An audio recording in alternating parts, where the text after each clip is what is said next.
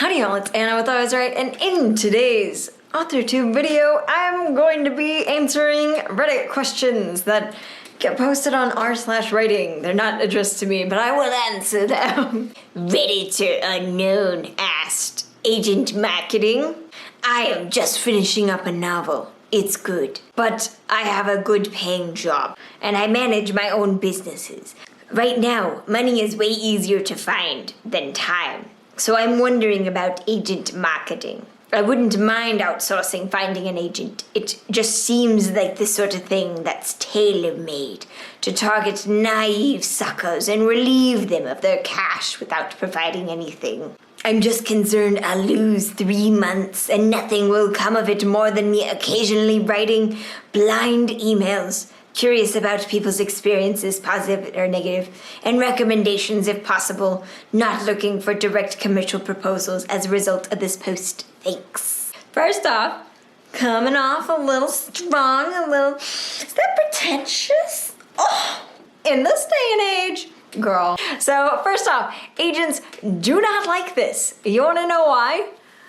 Because you have to work with your agents. They don't want to deal with some bullshit middleman when they're supposed to be kind of the middleman between you and the publisher. So why would you want like a middleman between your middleman?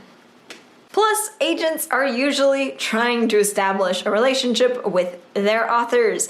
They don't want to be dealing with like faceless corporations. They don't usually deal with faceless corporations because even when they're trying to get your book published, they're reaching out to people they may know, or they're reaching out to people in the industry. They're reaching out to people instead of just having like this random agency querying an agent for you. Just don't do it. Finding an agent isn't just you just being there like, literary agent, Google, send all of my document to them, Google, all of them. That's not what it is. Finding an agent is finding someone that you think you can work with, finding someone that wants to publish what you've written. So finding an agent is much more of a personal thing than it is just, I have people for that. If that's the mentality you have going into publishing that's not self-publishing, you can run into some problems. Unless you're like Bradley Cooper, you're Oprah, you know, you're just a major celebrity that has to have people to deal with people.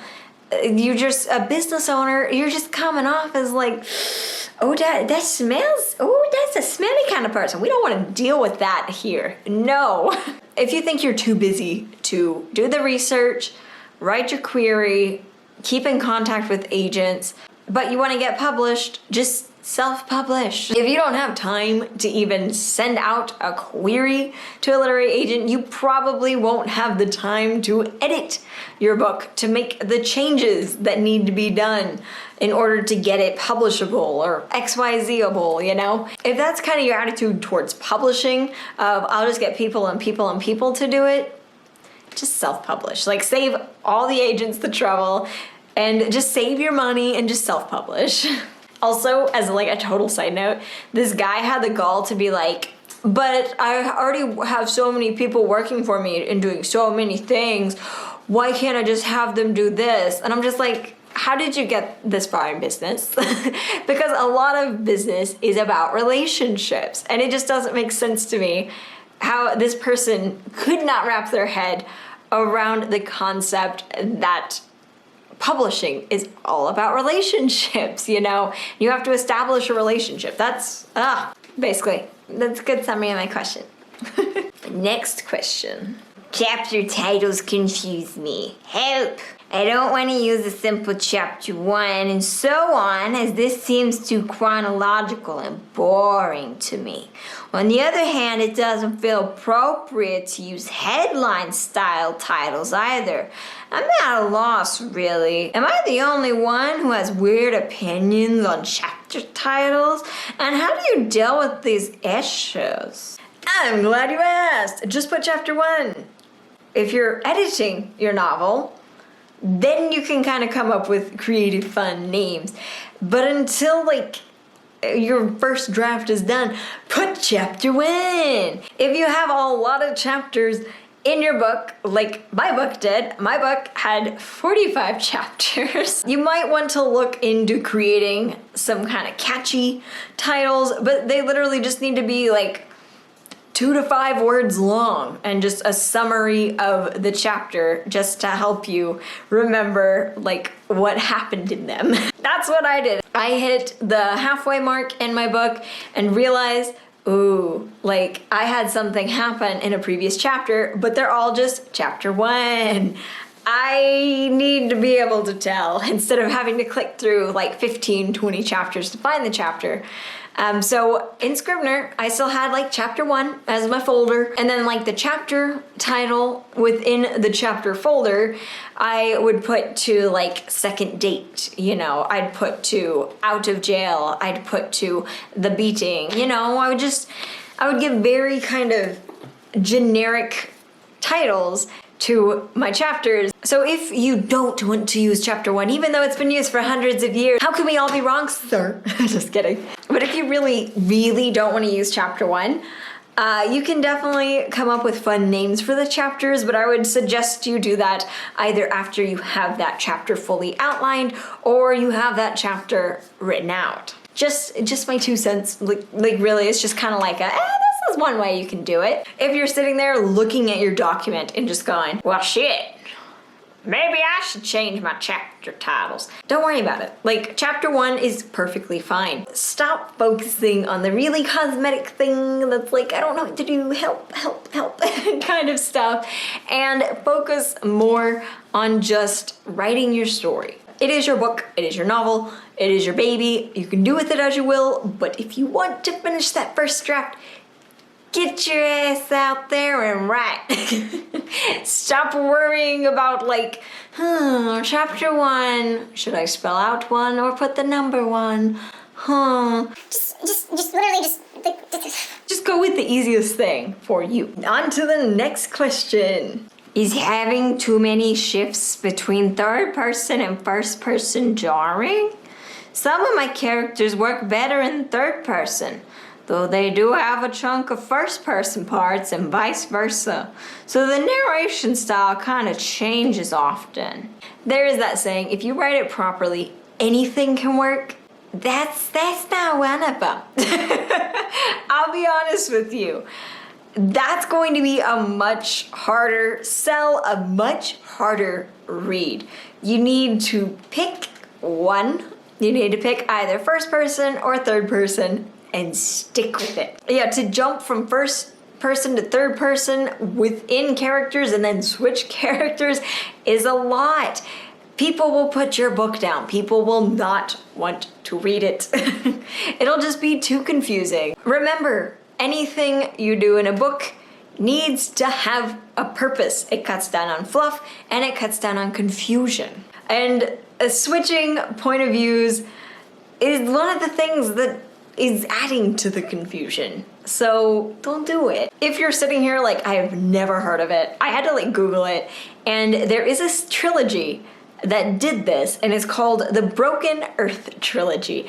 And a lot of people had to stop reading this book because it kept changing point of views. There is another book called The Ceremonies by T.E.D. Klein, which is technically a horror, but people say it's like one of the best written novels that they've read. That's another example you can kind of look at. However, if this is your first book and you've never done anything like this, definitely pump the brakes and kind of pick one point of view and then solve your problems. And the last, very short, very sweet question. I need help naming my starships. Please, do you have any suggestions for names? Okay. Hi, it's me again. Name suggestions, starships. I got this. Jerry. If you need a longer one, there's Jerry Springer. If you need something that's a little like, ooh, edgy, Jerry Sprang. Ooh, tenses. I mean, if you're just kind of like, girl, what you doing? Steve. You're welcome. Seriously, as someone that did outline a science fiction novel that did have starships, and I named all the starships, it's a waste of time. It's a waste of time. I fell into the over pre-writing camp back in the day. I still dabble in it. Don't look at me like that.